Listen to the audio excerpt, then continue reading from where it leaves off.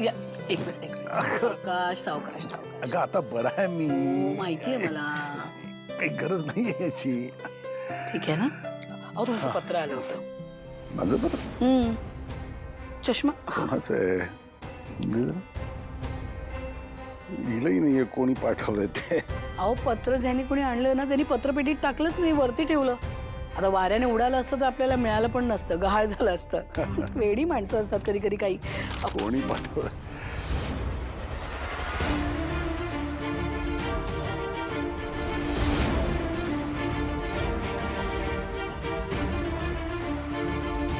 अहो कुणाचं पत्र आहे?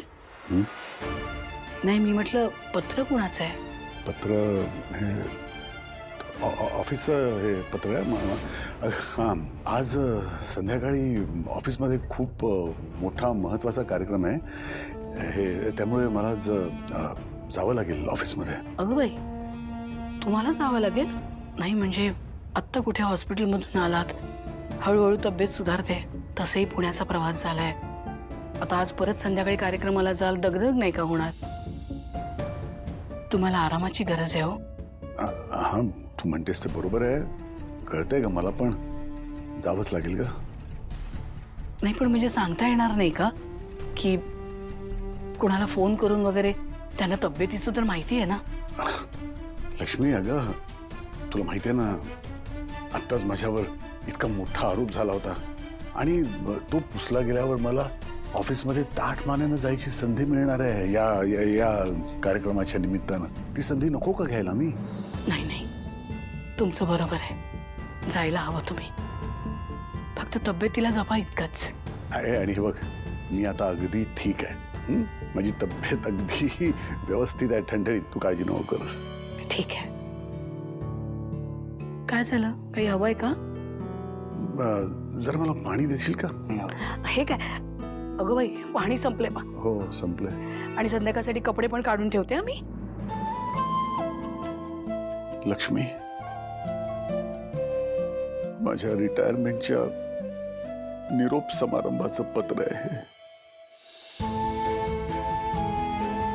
आणि ते मी तुला नाही सांगू शकलो. मला माफ कर, माफ कर.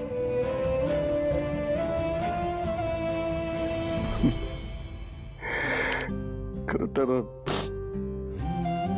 रिटायरमेंट, निरोप समारंभ म्हणजे माझ्यासारख्या नोकरी करणाऱ्या सामान्य मध्यमवर्गीय माणसाच्या आयुष्यातला खूप मोठा दिवस असतो का? आणि तेच मी तुझ्यापासून लपवलं. आणि तुझी पण काहीतरी स्वप्न असतीलच ना या दिवसाची.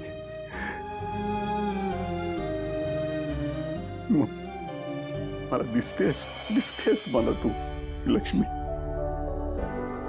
अबोली रंगाच्या साडीत, केसात गजरा मारून, नवऱ्याच्या कर्तृत्वाने अभिमानाने फुलून गेलेला चेहरा घेऊन सगळेजण बसून टाळ्या वाजवत असताना तू मात्र उभी राहून सगळ्यांच्या टाळ्या संपल्यानंतर मोठ्यानं माझ्यासाठी टाळ्या वाजवणारी तू. ते काय दिसतेस मला दोष?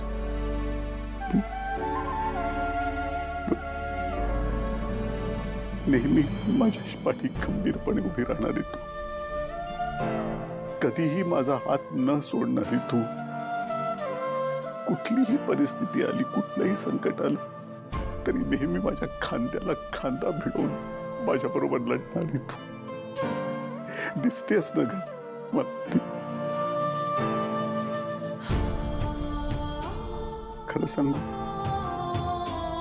हे सगळं मला आज तुझ्या बरोबर प्रत्यक्षात अनुभवायचं होतं.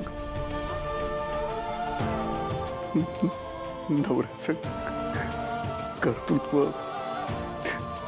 त्याचं कौतुक, हे सगळं अनुभवत असताना तुझ्या डोळ्यातलं पाणी मला हळूच टिपायचं होतं लक्ष्मी. खरंच सांग.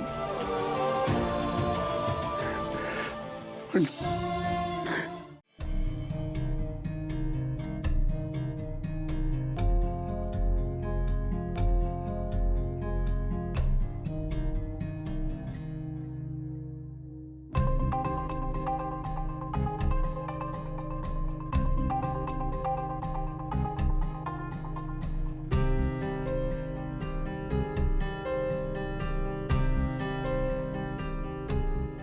बाबा काय करत असतील? बरे असतील का ते? घरी एक फोन करून बघते.